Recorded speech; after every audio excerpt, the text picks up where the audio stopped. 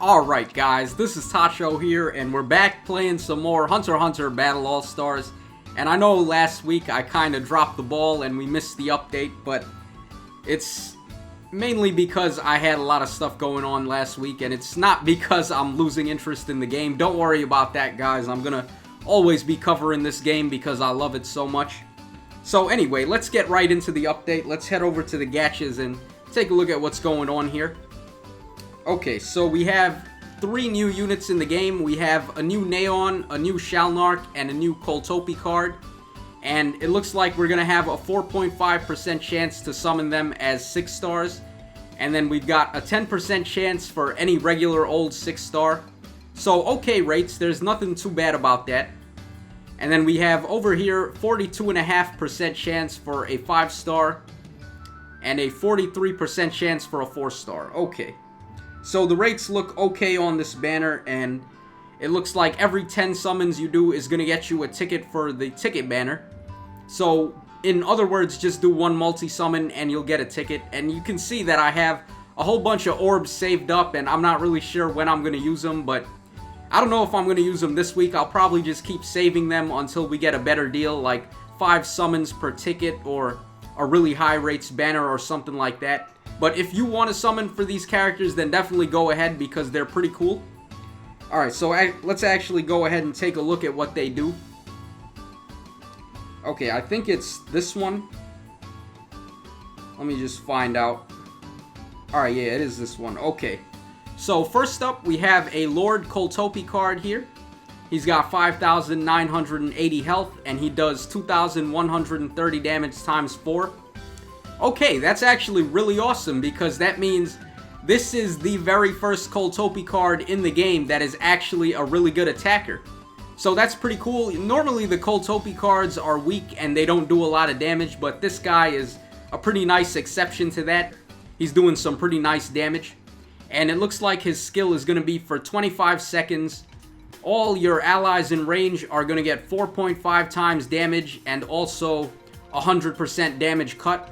So he's an attack buffer, and he's also gonna cut any damage that you're gonna take. So a pretty good card. Looking like a really good attack buffer there. 25 seconds as well. That's insane, man. That's really good. Okay, and his support skill is 5 times damage, plus 3 speed, plus 3 range, and plus 550 defense to anybody. So in other words, it looks like the exact same thing as Lord Jing, pretty much. So there's not much to say about that. It's really good though. It's one of the best support skills since it's giving all of the important stats. And then his abilities are SP4, all immunities, map recovery level 50, no push, no stun, and stun level up 60. So pretty good abilities, and he can be really good with second abilities too. It just depends on how you feel like building him. I would recommend giving him stuff like ranged attack, SP bonus, and no parameter down. Pretty much just the standard stuff. Okay, now we have this fighter Shalnark here. He's got 6,430 health, and he does 8,360 damage in 1 hit. Okay, so he's also, just like Coltopi, he's a very powerful card. He's doing a lot of damage. And it looks like his skill is going to be, for 8 seconds, it looks like one selected ally is going to get 10 times damage and lose 999 skill points. Okay, so he's buffing one ally by 10 times damage for 8 seconds. So that's actually a really powerful buff there. That's going to do a ton of damage. If you remember, back before they really buffed Fighter Knuckle, he used to give, I think it was 10 times damage to himself, or 15 times damage. It was something like that. It was a really high number, and that's really good, because with one buff, this guy can pretty much just put any unit over the edge and let them do over 1 million damage right off the bat. So you don't have to waste time looping or anything. So that's a really good buffing skill. And then his support skill is 4.5 damage, plus 4 speed, plus 2 range, and plus 600 defense to anybody. So really good support skill. Definitely pretty much on par with this Coltopi. He's giving a little bit more speed and defense, but not as much attack or range. So it's going to be pick or choose whichever one you want more. And then for abilities, he's got 26 defense, attack all, ranged attack, really good ability there. Map heal level 50, no paralysis, no push, and no parameter down.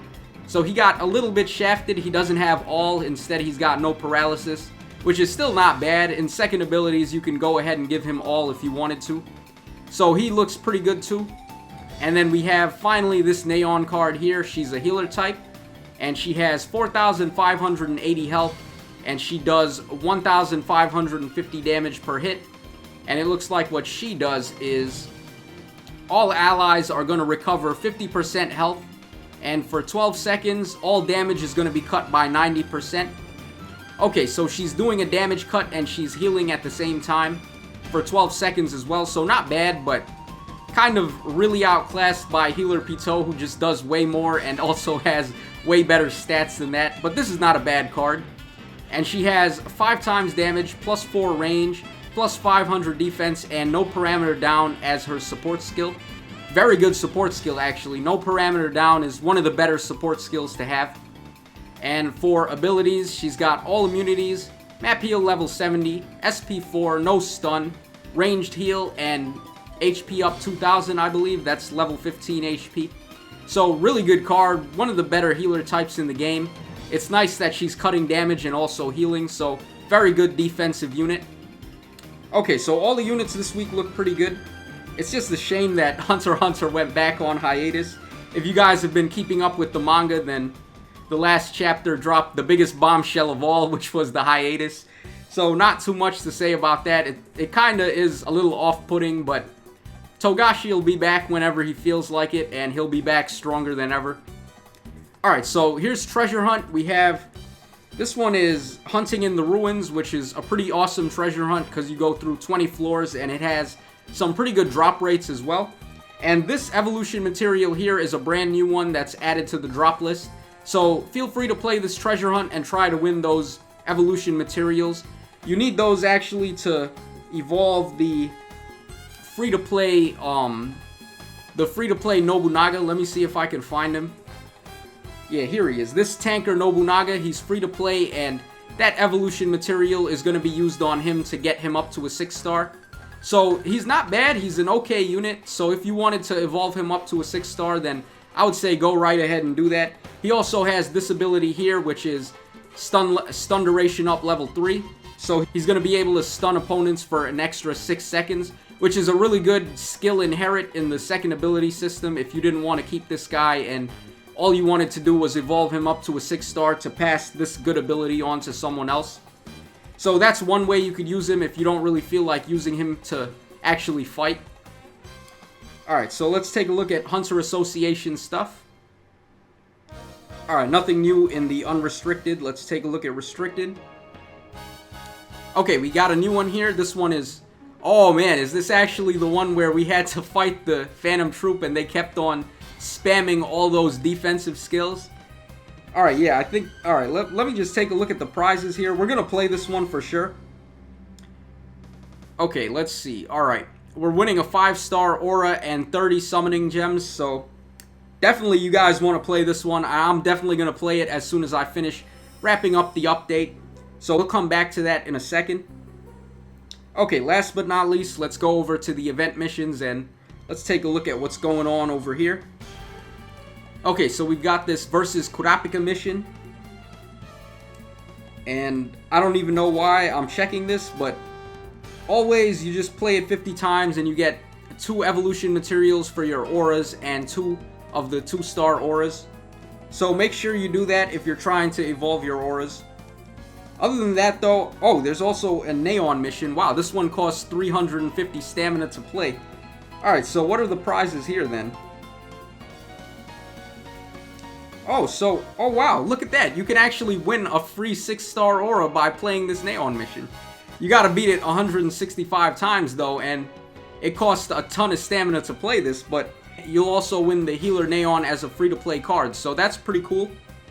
Yeah, this is definitely worth it, guys. I would say, yeah, and you're also winning a 5-star aura too, so I might actually have to, instead of using my summoning gems to do summons, I'm actually going to use them to refresh this mission so that I can farm out all the prizes on this one. Alright, so make sure you do that, guys, but anyway, that's pretty much it for the update, so let's head back over to the Hunter Association mission and let's play this one.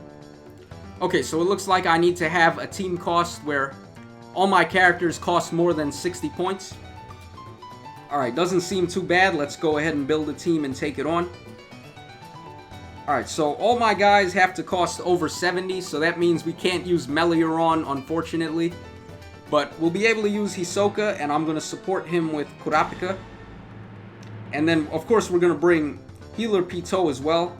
And I'm going to support her with Lord Pito. And then the final character, I guess we need invincibility from somewhere, and I guess we'll get it from Pakunoda over here. She's a healer type, so we'll take her. And that looks good enough, so let's see if we can take this mission on.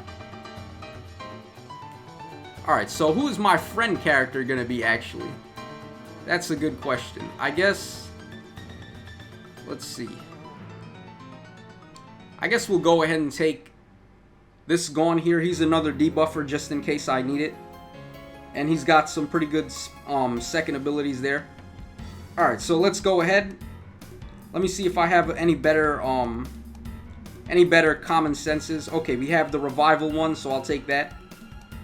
I'm probably not going to need it, but I just took it just in case we need some backup. And this mission costs 0 stamina to play, so feel free to play it as much as you want. Alright, so here we go. I'm going to turn off the speed so we have some more control. Okay, the bad news is that I don't have Meliaron, so we may not be able to live as long as we normally would. Okay, right off the bat, she tried to stun, or she successfully stunned us there. I'm going to move my characters over. Okay, 2 times damage. We're really getting pounded here, guys. We're getting into some deep trouble. Okay, so I'm going to go ahead and use Hisoka there. Okay, they healed by 80%. Alright, now I'm going to go ahead and use Pakunoda's skill. Okay, we should be okay now. I'm just going to keep on looping... I'm going to keep on looping Healer Pito and also Fighter Hisoka. And we're going to keep attacking these guys until they eventually go down. Oh man, look at that. They actually put the falling rocks on this stage. So be careful there. You don't want to stand too close to the middle. And I'm going to keep on buffing my attack until we take these guys down. Shouldn't be too much longer now. 1 more hit should do it. Alright, but Pakunoda keeps on healing them. Alright, that's not going to do anything to us. Alright, and the rocks fell, but they didn't touch us, so we're okay. Alright, and now Finks is going down.